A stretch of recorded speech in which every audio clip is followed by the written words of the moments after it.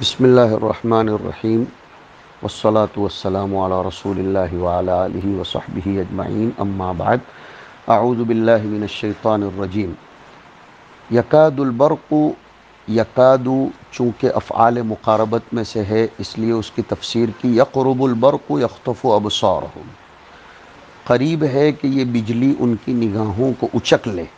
خطیفہ کا مرادی معنی کیا ہے اس کو واضح کیا، یأخذها بسرعۃ، الاخذ بالسرعہ، اولم یروا انا جعلنا حرما آمنا ویتخطف الناس من حولہم، یہ تخطف اس کو کہتے ہیں۔ تو قریب ہے کہ ملی جلی کیفیات میں بجلی ان کی نگاہوں کو اچک لے۔ تو اب ان کی حالت کیا ہے؟ کلما اضاء لهم مشوا فیہ، جب ان کے سامنے روشنی ہوتی ہے، اجالا نظر آتا ہے تو وہ چلتے رہتے ہیں۔ کل کے سبق کو ذہن میں رکھیے کہ جب انہیں اپنی موافق خواہش باتیں اترتی ہوئی نظر آتی ہیں یا غنیمت وغیرہ کا حصول ہوتا ہے تو وہ آگے بڑھتے ہیں۔ فی ضوئہ، فیہ ای فی ضوئہ مضاف مقدر۔ وَإِذَا أَظْلَمَ عَلَيْهِمْ، اور جب ان پر اندھیرا چھا جاتا ہے، یعنی ہماری تشبیہ کے اعتبار سے مطلب ہوگا جب ان کی خواہشات کے خلاف کوئی بات ہوتی ہے تو قاموا ای وقفوا، تو وہ وہیں کے وہیں ٹھہر جاتے ہیں۔ یہ وقفو پر عبارت کے اعتبار سے آپ بھی وقف کر لیں، پھر آگے نئی بات سمجھانے کے لیے چل رہی ہے۔ تمثیل ای ھذا تمثیل، یہ مثال ہے، لازعاج ما فی القرآن من الحجج قلوبہم، اور تمثیل لتصدیقہم بما سمعوا فیہ مما یحبون، وتمثیل لوقوفہم عما یکرہون۔ زوردار بات سمجھا رہے ہیں مصنف، زبردست بات ہے کہ یہ مثال ہے کہ قرآن میں جو حجج بینہ اور دلائل ساطعہ اور براہین قاطعہ اور ادلہ واضحہ پائی جاتی ہیں، وہ ان کے دلوں کو دستک دیتی ہے، مہمیز دیتی ہے، ہلا دیتی ہے، اور ان کے دلوں میں حرکت پیدا کرتی ہے، ان کے دلوں کو جھنجھوڑتی ہیں وہ ادلہ۔ اور پھر وہ یہ کرتے ہیں کہ جو اپنی منمانی چیز، پسندیدہ چیزیں سنتے ہیں تو تصدیق کر لیتے ہیں، یہ ہے کلما اضاء لهم مشوا فیہ۔ اور جو چیزیں ان کی طبیعت کے خلاف ہوتی ہیں وہاں وہ ایسے ہی ٹھہر جاتے ہیں۔ وَلَوْ شَاءَ اللَّهُ لَذَهَبَ بِسَمْعِهِمْ، سمع یہ مصدر کا لفظ ہے، اور المصدر جمع کے معنی میں بھی استعمال ہوتا ہے، اس لیے کہ بمعنی اسماعہم، اگر اللہ چاہتا تو ان کو ان کی پسندیدہ باتیں بھی سننے نہ دیتا، اس کو بھی سلب کر لیتا۔ وَأَبْصَارِهِمْ الظَّاہرہ، اور ان کی ظاہری نگاہوں کو بھی سلب کر لیتا، کما ذہب بالباطنہ، جیسے ان کے نور باطن کو سلب کر لیا، بصیرت کو سلب کر لیا۔ اگر اللہ چاہتا تو ان کے ظاہری اعضاء کو بھی سلب کر لیتا، لیکن وہ اس کی قدرت ہے، اس نے اپنے نظام تکوین کے تحت اس کو رہنے دیا۔ ان اللہ علی کل شیء قدیر، بے شک اللہ تعالی ہر چیز پر قدرت رکھتا ہے۔ کان بڑھایا کہ پہلے سے وہ قدیر ہے، ایسا نہیں کہ اس کی قدرت میں حدوث ہوا اس لیے اس کی خبر دی، نہیں، کان وہ پہلے سے ہر چیز پر قادر ہے۔ علی کل شیء، شیئن پر سوال ہو رہا تھا، اس کو ذرا توجہ سے سنیں گے کہ وہ جب ہر چیز پر قادر ہے تو وہ خود بھی تو ایک چیز ہے، اس لیے کہ شیئن کہا جاتا ہے ما من شأنہ ان یکون موجودا، ہر وہ چیز جو موجود ہو، تو خدا تو موجود ہے تو پھر وہ ہر چیز پر قادر ہے، اپنے آپ پر بھی قادر ہوگا، تو قدرت الشیء علی نفسہ لازم آتا ہے۔ اس لیے کہا کہ بداہت عقل سے اس کی ذات شیئن کے عموم سے مستثنی ہو جائے گی، عقل ہی کہہ رہی ہے، اللہ اس سے مستثنی ہے دلالت عقل سے۔ اور مصنف نے اچھا جواب دیا کہ یہاں شیئن مفعول کے معنی میں ہے، اسم مفعول، شیئن بمعنی مشیوع، اور اس کی ذات تو شائن ہے نہ کہ مشیوع ہے، اس لیے اس کی ذات شیئن میں داخل نہیں ہوگی، اس لیے کہ شیئن مشیوع کے معنی میں ہے۔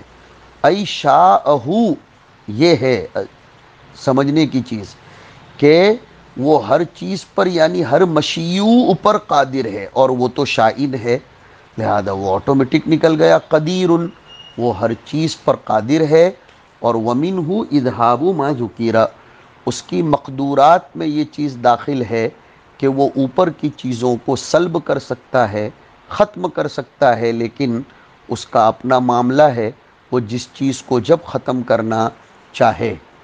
قدرت کسے کہتے ہیں؟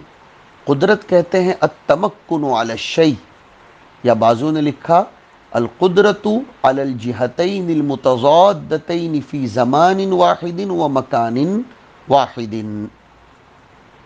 شیئن پر سے ایک مناظرہ یاد آیا، عبدالعزیز یحییٰ الکنانی کا معتزلہ کے ساتھ ایک مرتبہ مناظرہ ہوا مامون کے دربار میں کہ القرآن شیئن ام لا، اگر قرآن شے نہیں ہے تو بداہت عقل کے خلاف، اور شیء ہے تو خالق کل شیئن کے پیش نظر قرآن مخلوق ہوگا۔ جواب زبردست دیا کہ یحذرکم اللہ نفسہ، اب اگر نفسہ میں اللہ کے لیے نفس ثابت کیا جائے تو پھر کل نفس ذائقۃ الموت، لہذا اللہ جیسے نفسہ سے خارج، ویسے شیئن خالق کل شیئن میں شیئن سے قرآن بھی خارج ہو جائے گا، یعنی فما ہوا جوابکم فی کل نفس ذائقۃ الموت، ویسے فہو جوابنا فی خالق کل شیئن۔ یہ بطور علمی لطیفے کے بات کو ذہن میں رکھا جائے، کام آئے گا۔ آگے حق تعالی شانہ ارشاد فرماتے ہیں متقین، کفار اور منافقین کے تذکرے کے بعد اصل مقصود کہ اگر تم متقی بننا چاہتے ہو تو اب ہم تمہاری طرف ندا متوجہ کرتے ہیں کہ یا ایہا الناس اعبدوا ربکم الذی خلقکم والذین من قبلکم لعلکم تتقون، اے لوگو تم اپنے اس رب کی عبادت وحدانیت کے ساتھ کرو جس نے تمہیں وجود بخشا اور تم سے پہلے لوگوں کو بھی وجود بخشا، اور عبادت کا مقصد تمہارا ہونا چاہیے تقوی پر آنا، تاکہ ھدی للمتقین کے ساتھ اس کا ربط ہو جائے۔ یا ایہا الناس، لوگوں سے خطاب ہے، اور یہ ندا کبھی مدح مع التنبیہ کے لیے ہوتی ہے، جیسے یا ایہا النبی لم تحرم، صرف ندائے تنبیہ ہوتی ہے جیسے یا ایہا الناس یا داؤد، کبھی ندائے مذموم ہوتی ہے جیسے قل یا ایہا الذین ہادو، کبھی اضافت تشریف کے لیے جیسے یا عبادی الذین اسرفوا، کبھی تنبیہ و تشریف دونوں کے لیے جیسے یا ایہا الذین آمنوا۔ یا ایہا الناس، اے لوگو، یا ایہا، اللہ تو قریب ہے علماً اور قدرتاً، لیکن بعید ہے رتبتاً، اس لیے یا کا لفظ آیا جو منادہ بعید کے لیے آتا ہے، تو اللہ تعالیٰ اگرچہ فإنی قریب لیکن رتبتاً بعید ہے، اس لیے یا کا لفظ آیا۔ رتبتاً بعید کیسے؟ سمجھو، بندہ حادث ہے، ممکن ہے، اور اللہ قدیم اور واجب ہے، اور معلوم ہے آپ کو کہ حدوث اور قدم کے درمیان تو بعد بعید ہے، اس لیے یا کے لفظ سے خطاب کیا، اعتراض نہیں ہونا چاہیے۔ اور زیادہ تر یا ایہا الناس سے خطاب اہل مکہ کو ہوتا ہے، اس لیے انہوں نے تفسیر اہل مکہ سے کی، لیکن سوال نہیں ہونا چاہیے کہ سورت تو مدنی ہے۔ وہ جو ایک قاعدہ بیان کیا جاتا ہے کہ یا ایہا الناس یہ مکی صورتوں کے بارے میں ہے، وہ علی الاکثر ہے، عام نہیں ہے، وہ کوئی اصول اور ضابطہ نہیں ہے، وہ بطور علامت کے ہے، لہذا مدنی صورتوں میں بھی یا ایہا الناس پایا جائے تو کوئی اعتراض نہیں ہونا چاہیے۔ یا ایہا الناس کے ذریعے سب سے پہلا حکم جو دیا گیا ترتیب مصحفی کے اعتبار سے، سب سے پہلا جو امر وارد ہوا ہے وہ اعبدو ہے، اگرچہ ترتیب نزولی میں اقرأ ہے، لیکن میں ایک نکتہ سمجھاؤں، قراءت ذریعہ اور وسیلہ بنتی ہے عبادت کا، بغیر پڑھے عبادت کے طریقے نہیں آتے، اس لیے ترتیب نزولی میں اقرأ کو بیان کیا اور ترتیب مصحفی میں مقصد تخلیق کائنات کے اعتبار سے اعبدو کو مقدم کیا گیا۔ بات کو ذہن میں رکھا جائے، انسان کی طرف سب سے پہلا امر جو بحیثیت مقصد کے متوجہ ہوتا ہے وہ اعبدو ہے۔ قراءت تو اس کے لیے وسیلہ اور ذریعہ ہے، ہمیں متوجہ ہونا چاہیے کہ پڑھنا پڑھانا یہ تو وسیلے کے قبیل کا ہے، اصل مقصد ہے کونوا ربانیین بما کنتم تعلمون الکتاب بما کنتم تعلمون الکتاب۔ تو اعبدو، ہمارے مصنف کی پوری کتاب میں عادت ہے کہ وہ عبادت کی تفسیر توحید سے کرتے ہیں، اس لیے کہ شان عبدیت بغیر توحید کے پیدا نہیں ہوتی۔ ضرب اللہ مثلا رجلا فیہ شرکاء متشاکسون ورجلا سلما لرجل هل یستویان مثلا۔ سمجھیے، عبادت توحید کے بغیر نہیں ہوتی، عبادت سبب ہے اور توحید مقصود ہے، مسبب ہے، مجازن اس طرح بولا گیا۔ اور کچھ لوگ کہتے ہیں تفسیر یہ ہوگی اجعلوا عبادتکم لواحد ولا تعبدوا غیرہ، تم اپنے ایک ہی رب کی عبادت کرو، اعبدوا ربکم، اور تذکر بھی اعلیٰ اللہ کے طور پر، معرفت شناسی کے طور پر، اور عبادت میں جان پڑ جائے اس لیے احسانات کو گنوایا کہ تمہاری عبادت کا مستحق وہ ذات واحد اس لیے ہے کہ الذی خلقکم، اس نے تم کو وجود بخشا۔ میں وجود بخشا ترجمہ اس لیے کر رہا ہوں کہ خلق کی بعض شکلیں دنیا میں لوگ بھی کرتے ہیں، اس لیے وہ خلق بمعنی جعل نہ لیا جائے بلکہ انشأکم، اس نے وجود بخشا، ولم تکونوا شیئا، جبکہ تم کچھ بھی نہیں تھے، تمہیں معدوم سے موجود بنایا۔ والذین من قبلکم میں واو کے ذریعے عطف ہوا خلق پر، اس لیے خلق کو مقدر مانا نحوی ترکیب بتانے کے لیے کہ تمہیں ہی نہیں بلکہ تمہارے باپ دادوں کو بھی اس نے وجود بخشا، لعلکم تتقون، تاکہ تم ڈرو۔ یہ ہے نہایت، تو اعبدو بدایت ہے اور لعلکم تتقون نہایت ہے۔ تم ڈرو، کس سے ڈرو؟ عقابہ، اللہ کے عذاب سے۔ کس طرح ڈرو؟ بعبادتہ، اس کی عبادت کر کے۔ وَلَعَلَّ فِي الْأَصْلِ لِلتَّرَجِّي، بہت اچھے سوال کا جواب دے رہے ہیں کہ اللہ تعالیٰ کیسے کہہ رہا ہے کہ تم عبادت کرو، شاید کہ تم میں تقوی آ جائے۔ کیا اللہ کے علم میں بھی شاید باید ہو سکتا ہے؟ اللہ کا علم تو متصف بالیقین ہوتا ہے، پھر کیسے کہا کہ شاید کہ تم ڈرو؟ تو کہ لعل اصل میں تو ترجی کے لیے ہے، لیکن سیاق کلام، متکلم کلام کو دیکھ کر لفظ کا معنی متعین کیا جاتا ہے، یہ اصول ضوابط کی باتیں ہیں۔ وفی کلامہ تعالی للتحقیق، جب اللہ کے کلام میں جیسے عسا آتا ہے وہ تحقیق کے لیے ہوتا ہے، ویسے لعل بھی تحقیق کے لیے ہوتا ہے۔ اللہ کے کلام میں لعل کبھی ترجی اور اطماع کے لیے ہوتا ہے، مخاطبین کے اعتبار سے وہ ترجی اور اطماع ہے، ورنہ اللہ کے اعتبار سے وہ تحقیق ہے، یعنی لعلکم تتقون علی رجائکم و طمعکم۔ اور کبھی لعل تعلیل کے لیے بھی آتا ہے، اعبدوا ربکم لعلکم تتقون ای لکی تتقوا، اور کبھی تعرض للشیء کے لیے آتا ہے، یعنی اعبدوا ربکم متعرضین لان تتقوا، تاکہ تم اس کے قریب پہنچ جاؤ۔ بہرحال پہلا امر عبادت کا ہے۔ پیارے بچوں، ہمیں اپنے رب کے تمام احسانات کو مستحضر رکھ کر ہر وقت اس کا عبد بن کر رہنا چاہیے۔ عبادت کسے کہتے ہیں؟ صرف نماز روزے زکوٰۃ کو نہیں۔ العبادت اسم جامع لکل ما یحبہ اللہ ویرضاہ من الاقوال والاعمال الظاہرۃ والباطنہ۔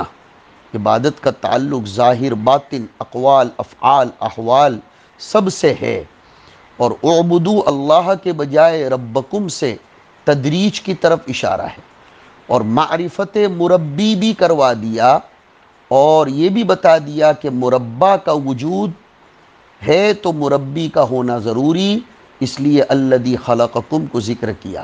بندے کا کام عبادت ہے، بتلا دیا، وما خلقت الجن والانس الا لیعبدون، ہمارا کام عبادت ہے، لیکن مزدوری اور اجرت پیشگی ہم لے چکے ہیں، وہ ہے الذی خلقکم، الذی خلقکم، ہمارا وجود یہ ہماری ایڈوانس پگار ہے، ہماری آنکھیں، ہمارے اعضائے بدن، یہ سب ایڈوانس ہم اجرت لے چکے ہیں، لہذا اب جو داخلے جنت ہوگا وہ ہماری عبادت کے بدلے میں نہیں ہوگا، بلکہ وہ محض فضل رب ہے، استحقاقاً نہیں ہے۔ ایڈوانس پگار مل جانے کے بعد بھی اگر کوئی دیتا ہے تو وہ اس کا فضل ہوتا ہے، یہ ہے مطلب لن يدخل احد منکم الجنۃ بعملہ الذی خلقکم والذین من قبلکم لعلکم تتقون الذی جعل لکم الارض فراشا، تمہیں وجود بخش کر بغیر اسباب کے نہیں چھوڑ دیا، بلکہ تمہارے وجود کے اسباب اور تمہارے اسباب معیشت تک کو پیدا کیا کہ اس نے تمہارے لیے زمین کو فرش بنایا، گہوارہ بنایا۔ جعل بمعنی خلق، اس لیے کہ جعل کبھی سیرہ کے معنی میں بھی آتا ہے۔ الحمدللہ الذی خلق السماوات والارض وجعل الظلمات والنور میں بھی خلق کے معنی میں۔ الارض فراشا، اس نے تمہارے لیے زمین کو فراش بنایا، فراشن ترکیب میں حال، اور معنی ہے اس کا بساطن، گہوارہ۔ تو بساط کو فراش کیوں کہا؟ وجہ بتلائی، وجہ لغوی یفترشو، اس لیے کہ اس کو بچھایا جاتا ہے، اور فراش بنایا کیسا؟ لا غایت لہا فی الصلابتی، زیادہ سخت بھی نہیں، او اللیونتی، زیادہ نرم بھی نہیں، فلا یمکن الاستقرار علیہا، اتنا سخت بھی نہیں کہ تم اس کو مکان بنانے کے لیے کھود نہ سکو، اور اتنا نرم بھی نہیں کہ قدم دھس جائے اور اس پر استقرار ممکن نہ ہو، بلکہ اس کو بین بین بنایا۔ یہ بھی اس کی بہت بڑی قدرت ہے۔ قرآن کریم میں اس کو بہت اچھی طرح واضح کیا ہے۔ آگے فرمایا کہ وَالسَّمَاءَ بِنَاءً، زمین کو گہوارہ بنایا۔ عمارت کے لیے چھت کی ضرورت ہے تو آسمان کو چھت کی شکل دی، اس کو بنا بنایا۔ خود دوسری جگہ پر وَجَعَلْنَا السَّمَاءَ سَقْفًا مَحْفُوظًا، اس لیے مصنف نے بناءً کی تفسیر سقفاً سے کر دی تاکہ اس آیت کی طرف بھی اشارہ ہو جائے۔ بنانے میں زمین کو پہلے ذکر کیا اور چھت بعد میں۔ انسانی طبیعتیں ایسی ہوتی ہیں کہ جب مکان بنتا ہے تو پہلے نیچے سے اور پھر اوپر چھت بنتی ہے، لیکن جب گرتا ہے تو پہلے اوپر سے گرایا جاتا ہے۔ اس لیے قیامت آئے گی تو پہلے آسمانوں کو گرایا جائے گا، اس کی طرف قرآن کریم میں جا بجا اشارہ ہے۔ تو زمین کو بنایا، آسمان کو بنایا۔